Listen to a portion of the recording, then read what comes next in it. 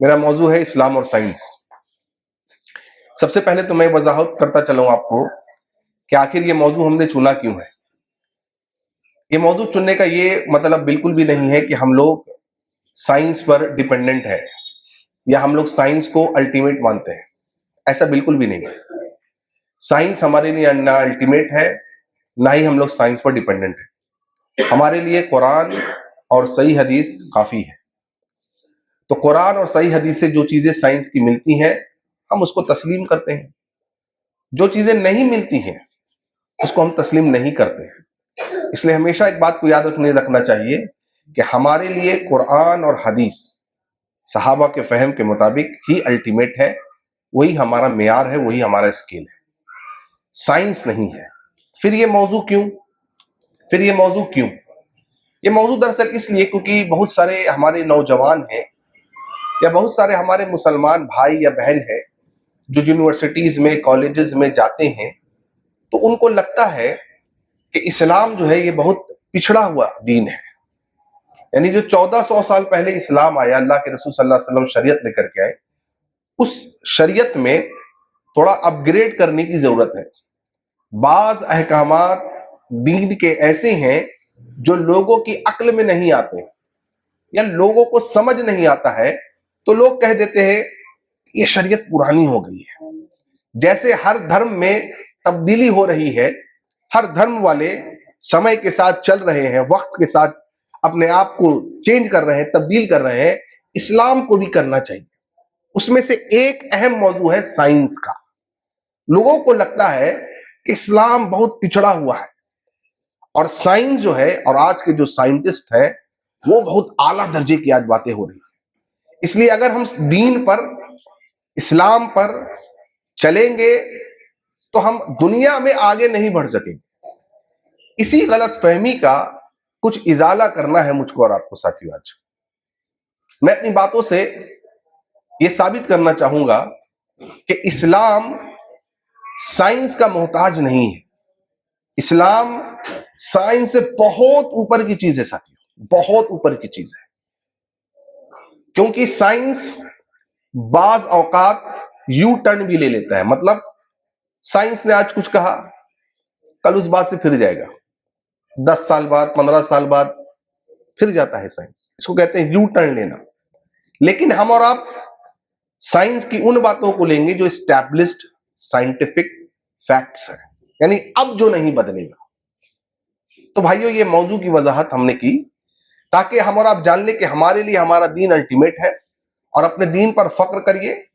और ऐसा दीन अल्लाह ने आपको दिया है कि कयामत तक के बड़े बड़े साइंटिस्ट जो आते रहेंगे और खोज निकालते रहेंगे कुरान और हदीस से, और कुरान और हदीस के अजायब से वो इस तरीके से मुतासिर होंगे अल्हम्दुलिल्लाह कि कितने लोग अल्हम्दुलिल्लाह कुरान हदीस पर गौर करके इस्लाम कबूल कर चुके हैं।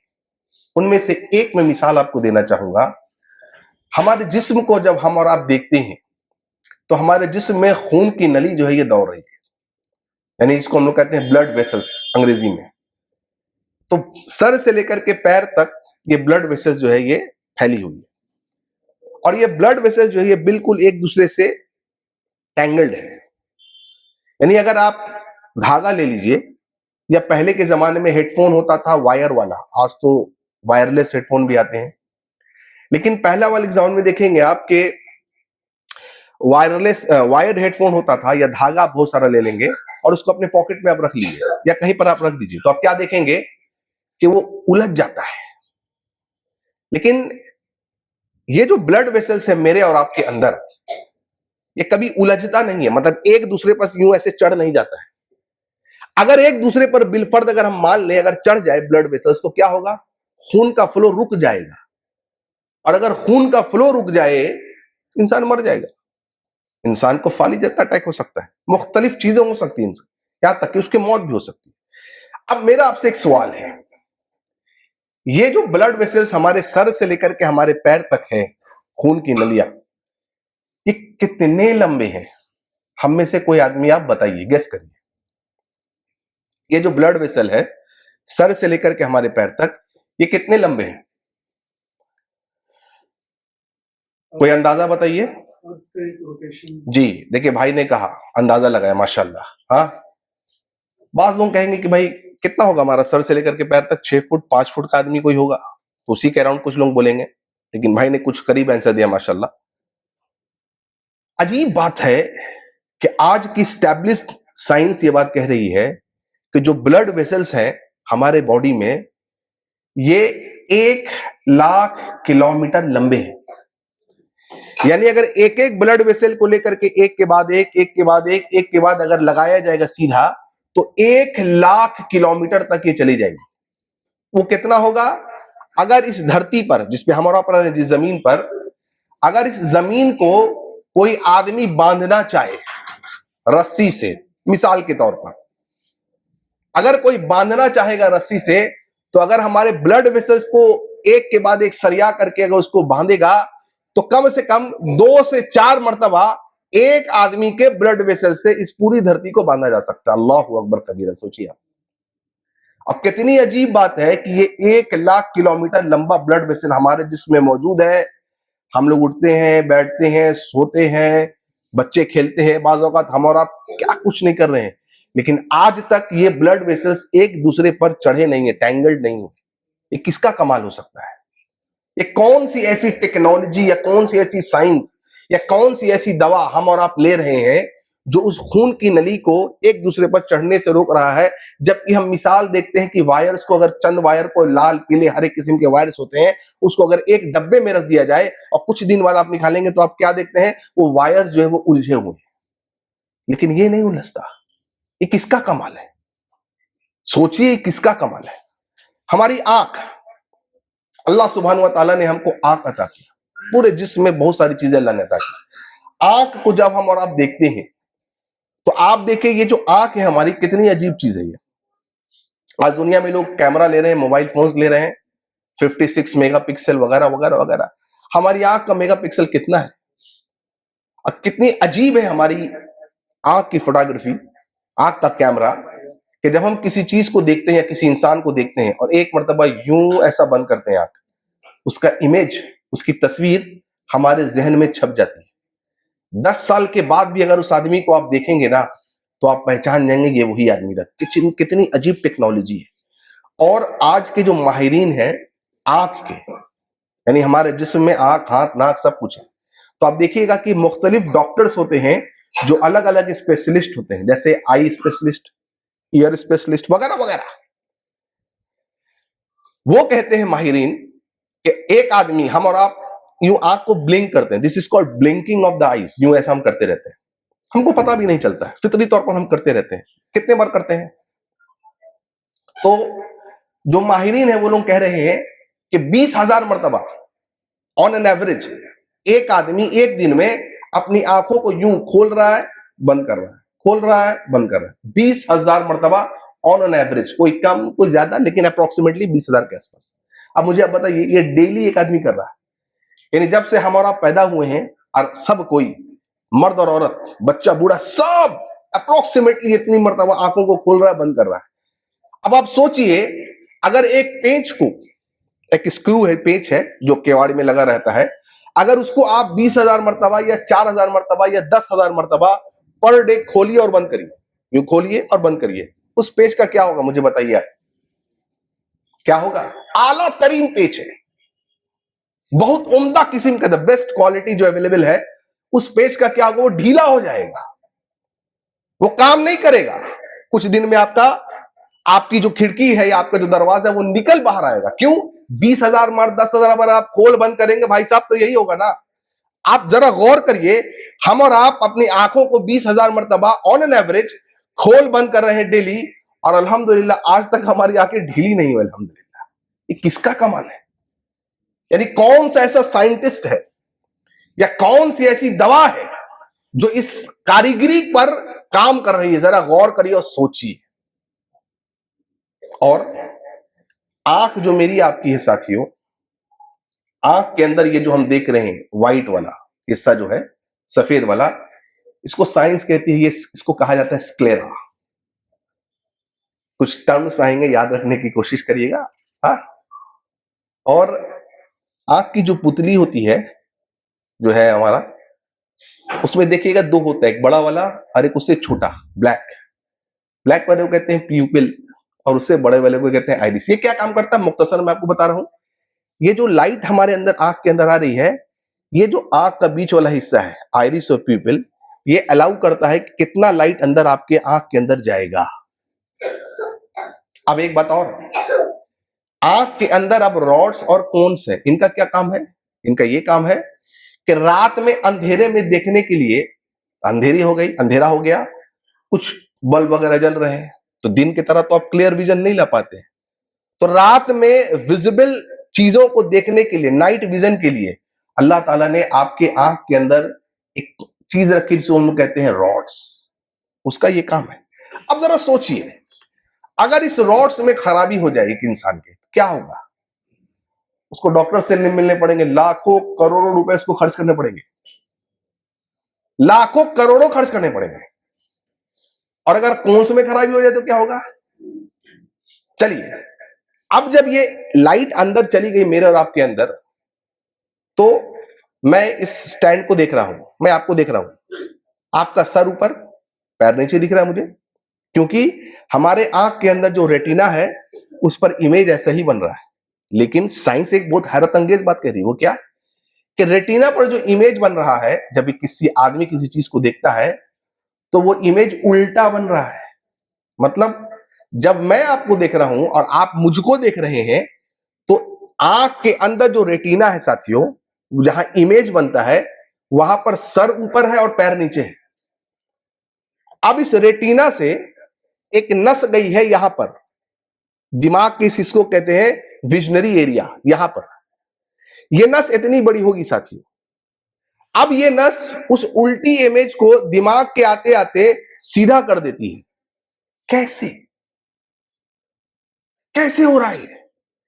ये लाइट सिग्नल को इलेक्ट्रिकल सिग्नल में बदल के दिमाग इमेज को फ्लिप कर देता है, सीधा कर देता है, और हम और आप जो है चीजों को सीधी देख रहे हैं। ये कैसे पॉसिबल है?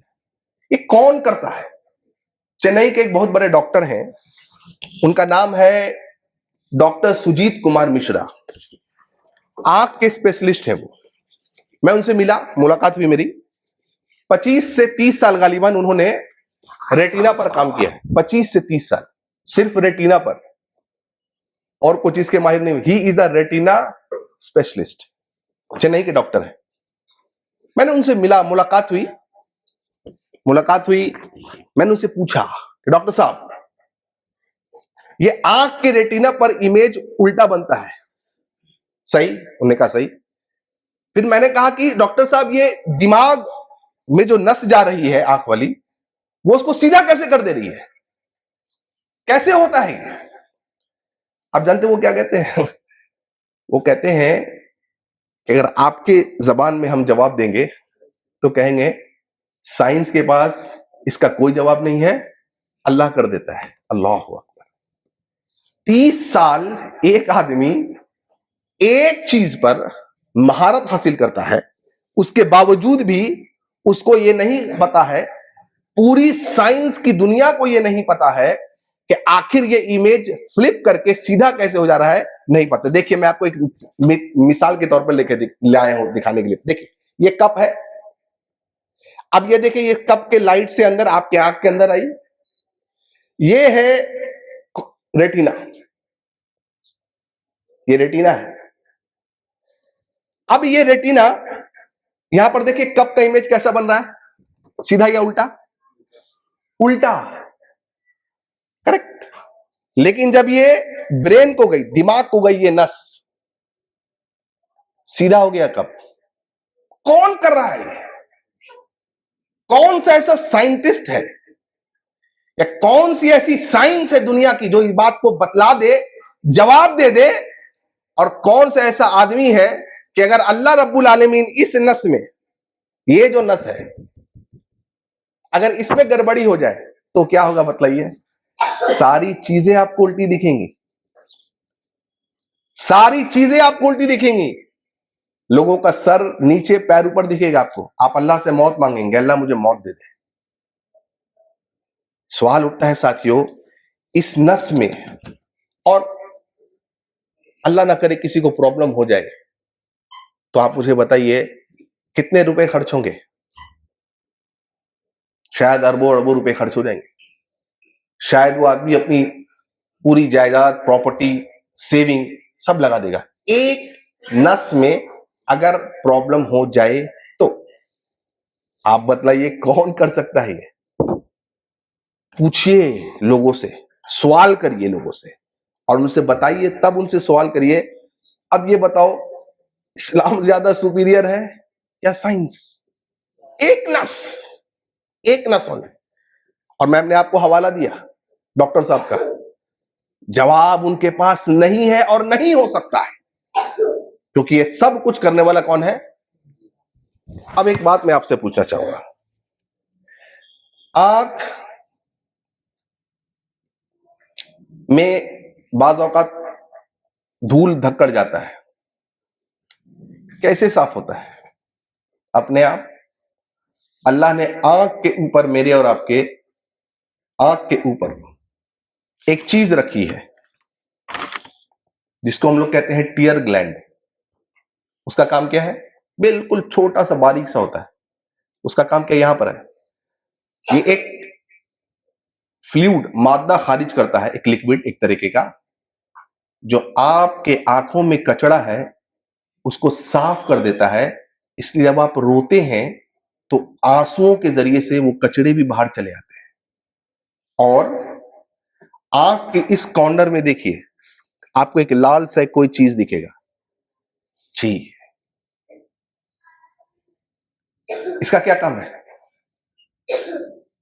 ये और भी जो चीजें अंदर बैक्टीरिया वगैरह जो होती है, ये फ्लूइड जो है बैक्टीरिया को मार देता है और साफ कर देता है।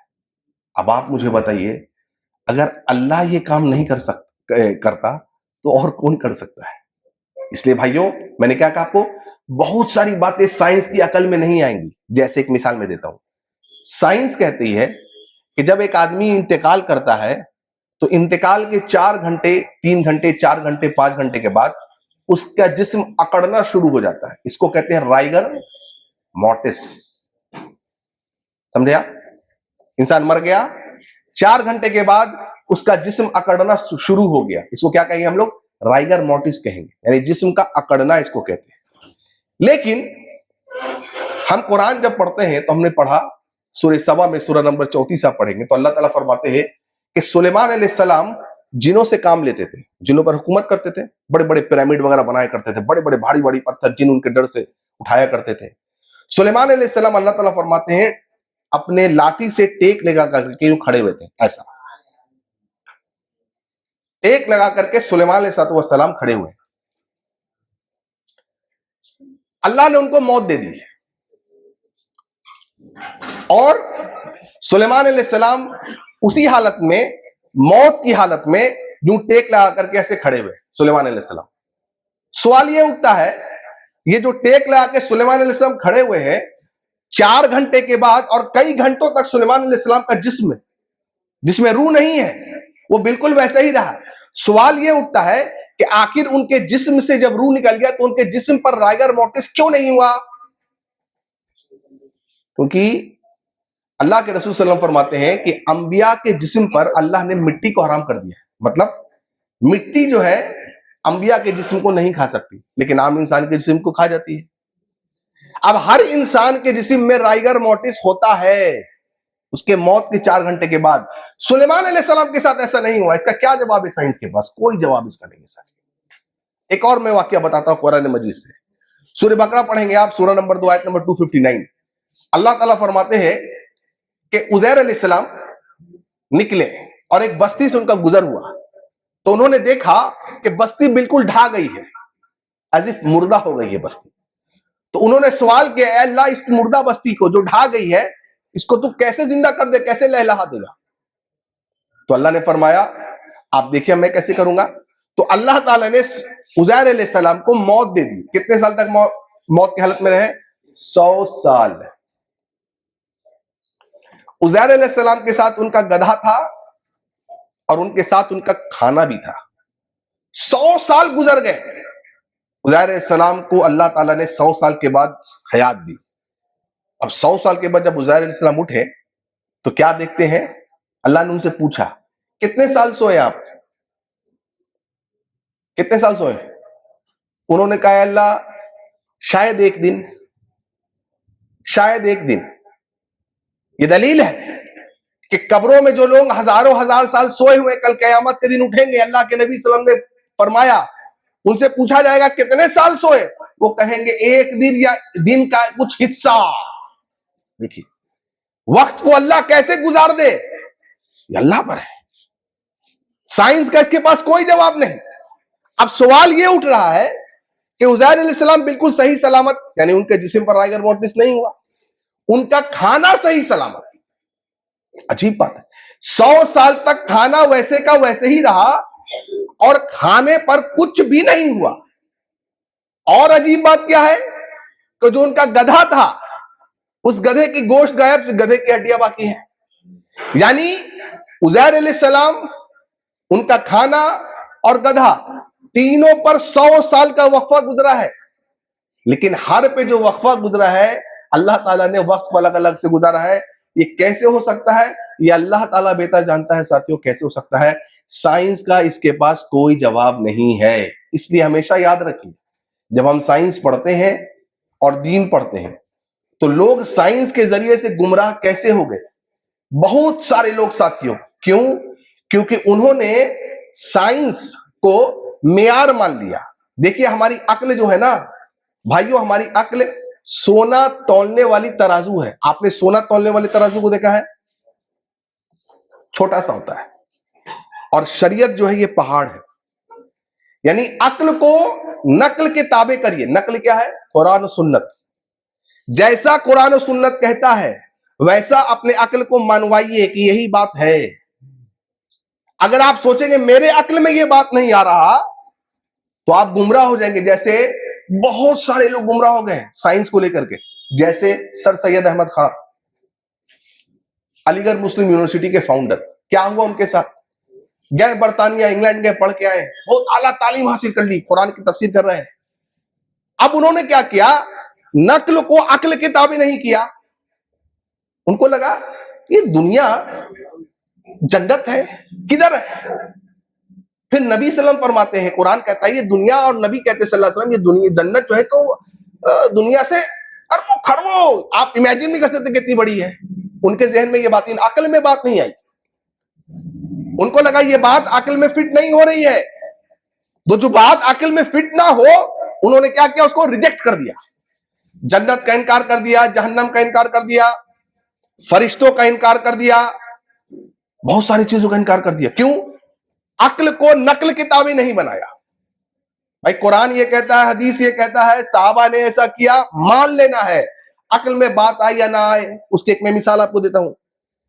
अभी ये देखिए लाइट्स जल रही है। अब साइंस कहती है ये लाइट कैसे चलता है? इसमें करंट का फ्लो हो रहा है। अब कोई कहे बड़े से बड़े साइंटिस्ट को, मुझे करंट दिखाइए, आप दिखा पाएंगे? कोई नहीं दिखा पाएगा। लेकिन हम मानते हैं कि करंट के फ्लो के वजह से क्या होता है, चीजें हरकत में आ रही है। उसी तरीके से साथियों, गुमराह इंसान तब होता है जब इंसान नक्ल को अक्ल के ताबे नहीं बनाता है। यानी जो कुरान और सुन्नत कह रहा है साथियों, मीन और ऐन उसको क्या करना है? आपको वैसे ही मान लेना। और अगर नहीं मानेंगे तो प्रॉब्लम हो जाएगा। अब मैं आपसे एक सवाल करता हूं, जिस धरती पर हम और आप रह रहे हैं, उस धरती से सूरज की दूरी कितनी है? कौन सा आप बताएंगे? बहुत आसान सवाल है। उस सूरज की दूरी है 9 करोड़ 30 लाख मील। याद रहेगा आपको?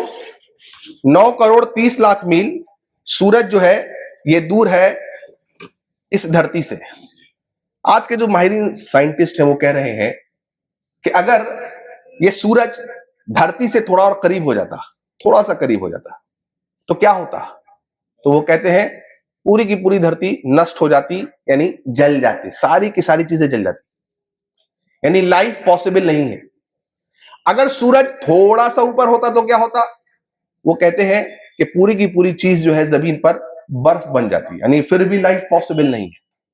अब आप में एक सवाल है हमारा ये कि आखिर वो कौन सी ऐसी जात है जिसने इस सूरज को एग्जैक्टली उसी पोजीशन पे रखा है कि धरती पर सारी चीजें जल नहीं रही है और ना ही सारी चीजें बर्फ बन रही है? वो कौन सी ऐसी जात है?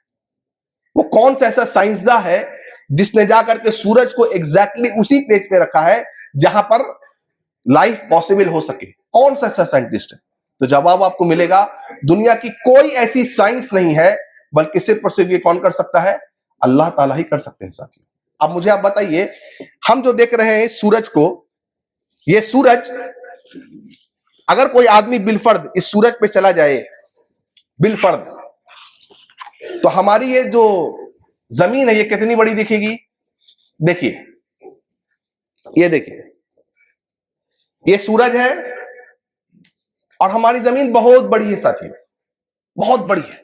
हिंदुस्तान है, ऑस्ट्रेलिया है, अमेरिका है, यूएस है, स्विट्जरलैंड है, जर्मनी है, पूरी यूरोप कंट्री है, और उसी मिलकर दुनिया की बड़ी बड़ी जमीनें अपने साथ है।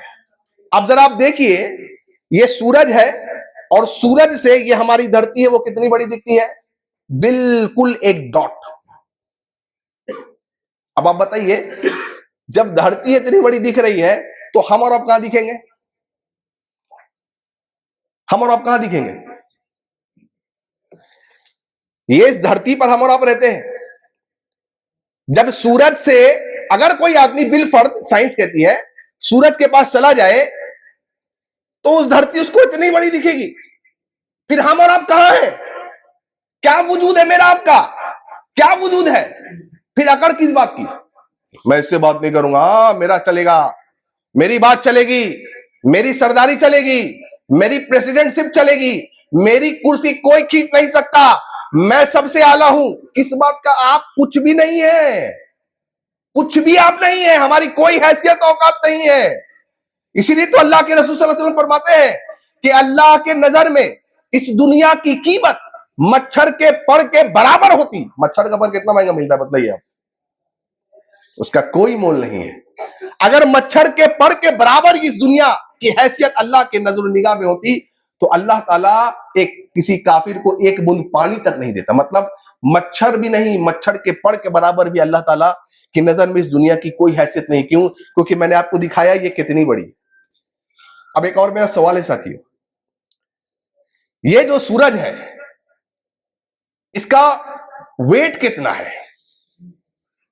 तो साइंस कह रही है इसका वेट है 2 इंटू 1 बिलियन। 1 बिलियन होता है 100 crore. 2 into billion into billion into billion into 1000 KG. आपका कैलकुलेटर फेल कर जाएगा, इतना भारी ये सूरज है। सवाल उठता है, ये सूरज अगर इतना भारी है तो इस सूरज को किसने थामे रखा है? कौन सी ऐसी टेक्निक है, कौन सी ऐसी टेक्नोलॉजी है साइंस की जिसने इस सूरज को यूं थामे रखा है, आसमान में बुलंद चमक रहा है? कौन है? साइंस कह रही है आपका कैलकुलेटर, साइंस खुद कह रही है आपका कैलकुलेटर फेल कर जाएगा इस सूरज का सिर्फ वेट मापने में। और इसका जो बाहरी टेम्परेचर है ये 6000 डिग्री सेल्सियस है। 6000 डिग्री बाहर का टेम्परेचर, और अंदर का टेम्परेचर लगभग 15 मिलियन, 1 मिलियन कहते हैं 10 लाख को, 15 मिलियन डिग्री सेल्सियस है। सोचिए आप, अल्लाह के रसूल फरमाते सल्लल्लाहु अलैहि वसल्लम, ये सूरज डेली निकलने से पहले डेली अल्लाह के अर्श के पास जाता है और किसको सजदा करता है? बोलिए, बाबा को? किसको करता है? डेली। इतना बड़ा सूरज अल्लाह को सजदा करता है और पूछता है कल मैं उगू या ना उगू? अल्लाह ताला उसको इजाजत देता है, उग जा। अल्लाह के रसूल सल्लल्लाहु अलैहि वसल्लम फरमाते हैं एक दिन आने वाला है जब उसको इजाजत नहीं मिलेगी और सूरज किधर से निकलेगा? अभी किधर से निकलता है? ईस्ट या वेस्ट? ईस्ट। एक दिन ऐसा आएगा, अल्लाह के नबी फरमाते सल्लल्लाहु अलैहि वसल्लम, सूरज वेस्ट से निकलेगा, और वही क्या दिन होगा? आपको पता है नासा ने इस बात को कंफर्म किया है कि सूरज धीरे धीरे धीरे धीरे धीरे धीरे धीरे इस तरीके से बढ़ रहा है कि एक दिन आने वाला है कि सूरज वेस्ट से निकलेगा। इस बात को नासा कंफर्म करती है। अब बताइए सुपीरियर कौन? ये बात तो अल्लाह के रसूल 1400 साल पहले कह दिए थे। 1400 साल पहले अल्लाह के रसूल ने बात कर दिया। आप मुझे बताइए, धरती पर हम और आप रह रहे हैं ना भाइयों, ये धरती बहुत बड़ी है हमारी। सूरज धरती से बड़ा है या छोटा है? कितना बड़ा है? आज की तहकीकी साइंस कह रही है एक सूरज में 13 लाख जमीन समा सकते हैं। एक सूरज के अंदर, जिस जमीन पर हम और आप रहते हैं, ऐसे ऐसे 13 लाख जमीन इस सूरज के अंदर समा सकते हैं। अब आप सोचिए सूरज कितना बड़ा है। बात यही खत्म नहीं हुई, अभी कहां है आप? अब आप देखिए, मैं आपको दिखा रहा हूं, आप समझ गए ना सूरज कितना बड़ा है। 13 लाख जमीन को अगर सूरज में डाल दिया जाए तो उतना बड़ा एक सूरज है साथियों, हमारा सूरज। आप देखिए, सूरज से, हमारे सन से, इस सूरज से बड़ा एक और स्टार है। स्टार सितारों को कहते हैं, वो सूरज से ज्यादा बड़े होते हैं, ठीक है। उसका नाम है, उस स्टार का नाम है बीटलगूज।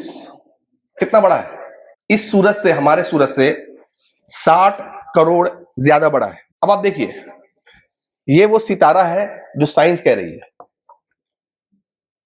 ये बीटलगूज सूरज ये है। अगर कोई आदमी बीटलगूज सितारे के पास पहुंच जाए कोई,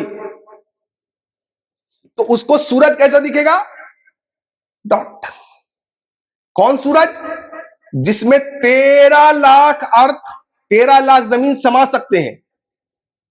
सवाल फिर हम किधर है? Where are we? हम किधर है?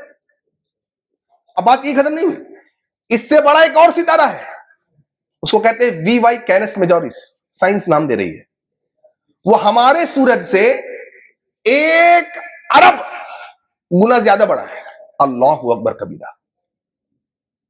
और ये जो मैं बातें आपको बता रहा हूं, इसको कहते हैं मिल्की वे गैलेक्सी। हमारे यहां बच्चे साइंस पढ़ते हैं, उनसे पूछिए, बताएंगे वो माशाल्लाह। एक एक बच्चों को माशाल्लाह इस तरह से हम लोग ट्रेन करते हैं। मिल्की वे गैलेक्सी, MWG। इस मिल्की वे गैलेक्सी में 8 प्लैनेट, ये सूरज, सितारे, और जो मैं आपको बता रहा हूं, ये सारी चीजें हैं एक मिल्की वे गैलेक्सी में। ये एक मिल्की वे गैलेक्सी को पार करने के लिए कितना टाइम लगेगा? एक जो मिल्की, जो हमारे 8 प्लैनेट, एक सूरज, ये जो सितारे मैंने आपको दिखाए, ये सब सितारे हैं, देखिए, ठीक है। कितना टाइम लगेगा बताइए? 1 लाख साल। कब? तब जब एक ऐसा स्पेस क्राफ्ट बनाया जाए जो 1 सेकंड में 3 लाख किलोमीटर का सफर तय करे। साइंटिफिकली ये पॉसिबल नहीं है, लेकिन साइंस कह रही है कि बिल फर्ज मान लो ऐसा स्पेस क्राफ्ट बनाया जाए जो 1 सेकंड, मैंने बोला खत्म हो गया, 3 लाख किलोमीटर का अगर सफर तय करेगा, अगर ऐसा स्पेस क्राफ्ट बना दिया जाए, तो साइंस कह रही है 1 लाख साल लगेगा सिर्फ इस एक मिल्की वे गैलेक्सी को क्रॉस करने के लिए। और हैरत अंगेज बात क्या है, साइंस कहती है ऐसे ऐसे 250 बिलियन गैलेक्सीज और है। अल्लाह, 250 बिलियन गैलेक्सीज ऐसे ऐसे और है। आप सोचिए हमारी गैलेक्सी कितनी बड़ी है। अच्छा एक बात बताइए, तो कोई 1 लाख साल तक जिंदा रह सकता है? लेकिन अल्लाह ने करिश्मा करके दिखाया है। अभी मेराज का वाकया बहुत बयान हो रहा था, आपने सुना होगा, हर गली नुक्कड़ पर। अल्लाह ताला ने अपने रसूल को हरम से, अल्लाह ताला बैतुल मक़दिस ले गया, और इन तमाम तर गैलेक्सीज को पार करके अल्लाह ताला जन्नत जहन्नम का अल्लाह ने अल्लाह के नबी सल्लल्लाहु अलैहि वसल्लम को दिखाया और वापस ले आया।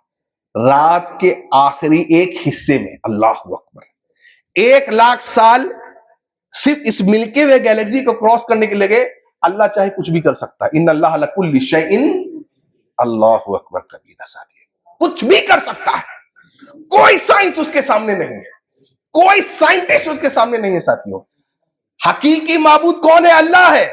और मैं आपको एक बात बताऊं, मैं बताऊं आपको, मैंने कहा सूरज सजदा करता है, कितने अफसोस की बात है, सूरज अल्लाह को सजदा करता है। बाज लोगों ने सूरज को खुदा बना लिया।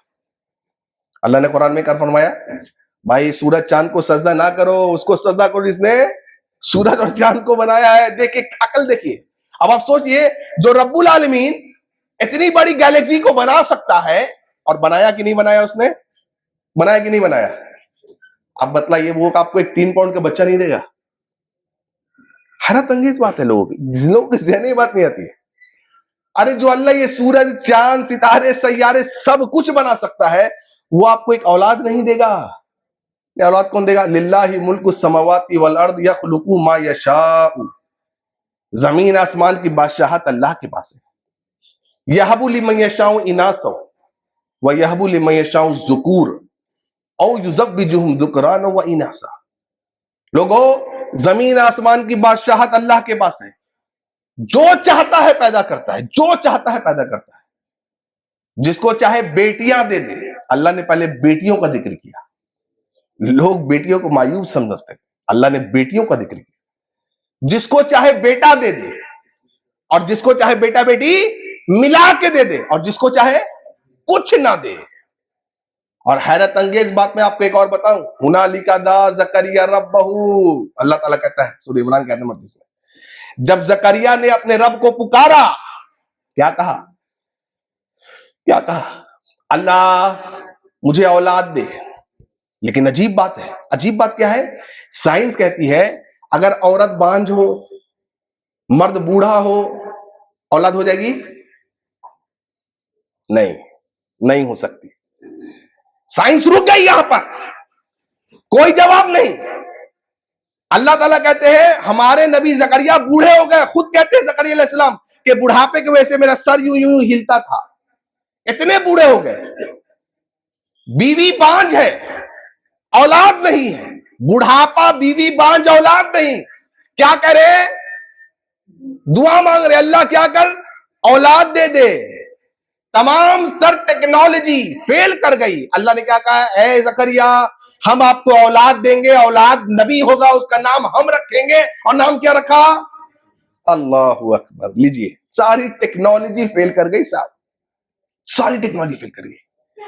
इन तमाम तर गैलेक्सीज के ऊपर मेरे भाइयों, तमाम, मैंने कहा 250, अच्छा इस रोड पर अगर बिलफर्द मैं कहूं कार, ट्रक, बस, बाइकिल, साइकिल, सब बाइक सब 100 की स्पीड से चलेगी तो क्या होगा मुझे बताइए? एक्सीडेंट होगा। कितने गैलेक्सीज हैं? अल्लाह ने फरमाया हमने गैलेक्सीज को इस तरह बनाया है, 250 बिलियन से ज्यादा गैलेक्सी। नाम पता है? सब एक दूसरे से किसी स्पीड में भाग रहे हैं? 7 लाख किलोमीटर पर आवर के स्पीड से। हैरत, इतने सारे गैलेक्सीज एक दूसरे से भाग रहे हैं इतनी ज्यादा तेजी से, और कोई एक्सीडेंट नहीं हो रहा।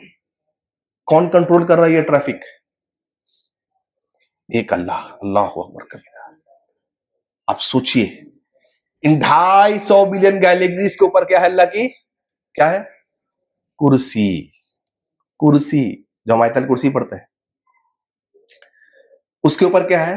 अल्लाह का अर्श। और अल्लाह ताला वहीं पर मुस्तवी है। अल्लाह हर जगह नहीं है। सुम्मा इस्तवा अलल अर्श, अल्लाह ने फरमाया अल्लाह ताला अर्श पर मुस्तवी है। अब आप सोचिए कितनी बालातर जात है रब्बुल आलमीन। मा कदरुल्लाह हक्का कदरी, अल्लाह ने कहा लोगों ने अल्लाह की कदर ही नहीं की जिस तरीके से अल्लाह की कदर करनी चाहिए। साथियों, जो सब कुछ बना सकता है वो आपको एक बच्चा भी अता कर सकता है। जब बच्चा नहीं हो सकता था, अल्लाह ने उस वक्त बच्चा अता करके दिखाया। और जब बच्चे होने वाले हैं तो किसी इधर उधर से हमको नहीं मांगना चाहिए। हम और आप जानते हैं कि अल्लाह ताला ने पानी के साथ एक नियम बनाया है। वो नियम क्या है कि जब लिक्विड सॉलिडिफाई होता है तो वो भारी हो जाता है, और कोई भी चीज जब भारी हो जाती है तो वो क्या होता है? ऑटोमेटिकली नीचे बैठ जाती है। सही है? आप नारियल का तेल इस ठंड के मौसम में आप देखिएगा, नारियल का तेल अगर आपके घर में है तो वो ठोस बन जाती है। सही है ना? और ठोस बन के क्या होती है? बिल्कुल भारी। हर लिक्विड जब सॉलिडिफाई होता है तो वो हेवी हो जाता है, और हेवी होने की वजह से क्या होता है? वो बैठने लगता है। अल्लाह ताला ने इस नियम को, इस पूरे नियम को सिर्फ पानी के लिए बदल दिया। पानी जब बर्फ बनता है तो हल्का, इसीलिए आप देखिएगा कोल्ड ड्रिंक में अगर आप बर्फ डालेंगे तो वो बैठता नहीं है, वो फ्लोट करता है, ऊपर ऊपर पर घूमता रहता है। क्यों? हल्का है। क्यों? पूरे लिक्विड में अल्लाह ने पानी के साथ ही ये तब्दीली क्यों की है? जानते क्यों? क्योंकि पानी के अंदर अल्लाह की मखलूक रहती है, मछली, बड़े बड़े वेल मछलियां। अगर ठंडे मुल्कों में ठंड के वजह से आप देखिएगा पूरी की पूरी जो सी है उसका ऊपरी हिस्सा है ये बर्फ बन जाता है। अगर अल्लाह ताला पानी के साथ ये नियम ना लगाता तो पूरी के पूरा बर्फ वाला हिस्सा क्या होता, बैठ जाता अंदर, और पूरी की पूरी पानी की मखलूकात क्या हो जाती। एक पानी की मखलूकात को बाकी रखने के लिए अल्लाह ताला ने पानी के साथ इस नियम को बदल दिया। अब मुझे कोई टेक्नोलॉजी आप बताइए, एक टेक्नोलॉजी जो जो इस पानी के साथ इस नियम को बदल के दिखलाते। दुनिया की कोई ऐसी टेक्नोलॉजी नहीं है साथी। हमारा आप देखते हैं माउंट एवरेस्ट कितना लंबा है। माउंट एवरेस्ट जमीन से कितना ऊपर है, लगभग 8 किलोमीटर। सही। हैरतअंगेज बात क्या है कि साइंस कह रही है कि जितना पहाड़ जमीन के ऊपर होता है उससे 2-3-4 गुना ज्यादा जमीन के अंदर होता है। हैरतअंगेज बात ये साइंस कह रही है। एक साइंटिस्ट है जिनका नाम है फ्रैंक प्रेस, बहुत फेमस जियोलॉजिस्ट है। उन्होंने ये बात कहा कि जमीन के ऊपर जितना पहाड़ होता है जमीन के अंदर 2-3 गुना ज्यादा, उससे ज्यादा पहाड़ होता है। और इस बात को साइंस ने तस्लीम कर दी है। कुरान ने इस बात को 1400 साल पहले कहा साथियों कि हमने पहाड़ों को जमीन में गाड़ दिया है, लाइक 10 टैक्स। क्यों? ताकि वो जमीन को स्टेबल कर सके। हाँ, हैरतअंगेज बात है जब फ्रैंक प्रेस कहते हैं अपनी किताब में, उनकी किताब है द अर्थ, उसमें इस बात को लिखते हैं कि मैं ताज्जुब खाता हूं कि प्रॉफिट मोहम्मद सल्लल्लाहु अलैहि वसल्लम उस जमाने में ना वो जियोलॉजिस्ट हैं, ना उन्होंने जमीन के अंदर जाकर के देखा था, ना साइंस उस वक्त डेवलप थी। कैसे एक उम्मी आदमी, प्रॉफिट मोहम्मद सल्लल्लाहु अलैहि वसल्लम उम्मी है, कैसे एक उम्मी आदमी साइंस की इतनी बड़ी बात, ये कोई तुक्का भी नहीं हो सकता कि जमीन के ऊपर जितना है उससे डबल ट्रिपल ज्यादा उसके जमीन के अंदर है, कैसे बयान कर सकता है। वो कहते हैं अल्हम्दुलिल्लाह, इस एक आयत से कहते हैं कि अल्लाह के फजल करम से मैंने इस्लाम कबूल कर लिया। अल्लाह, पूरी साइंस की दुनिया साथियों कुछ नहीं है अल्लाह के कुदरत के आगे। इसलिए हमेशा याद रखिएगा कि साइंस अभी बहुत छोटी है आपके दीन के आगे। इसलिए फक्र महसूस करिए कि अल्लाह सुब्हान व तआला ने हमको वो दीन दिया है जहां पर बड़े बड़े साइंटिस्ट आज आ करके झुक रहे हैं और मानने पर कबूल हो जा रहे हैं। इसलिए हमको और आपको चाहिए कि जब भी हम साइंस के ताल्लुक से पढ़े तो वो बातें पढ़े, वो बातें समझे हम जो एस्टैब्लिश फैक्ट है, और उस पर हम ये ईमान लाएं जो कुरान हदीस से मिल रहा है। जो नहीं मिल रहा है, हो सकता है 100 साल 200 300 साल बाद साइंस और तरक्की करे और जाने, तो हो सकता है कि हमें और हकायक पता चले। बाकी अल्लाह बेहतर जानता है। कुरान पढ़ेंगे आप सूरह नमल, सूरह नंबर 27। अल्लाह ताला फरमाते हैं कि सुलेमान अलैहिस्सलाम जब अपने वादियों से गुजर रहे थे तो सुलेमान अलैहिस्सलाम चूटियों में से एक चूटी ने कहा अपने बिल में चलो, वरना सुलेमान और उसका लश्कर तुमको कुचल के चला जाएगा। हैरत अंगेज बात है। इसका मतलब 1400 साल पहले अल्लाह ताला ने फरमाया कि चूटियां भी बात करती हैं।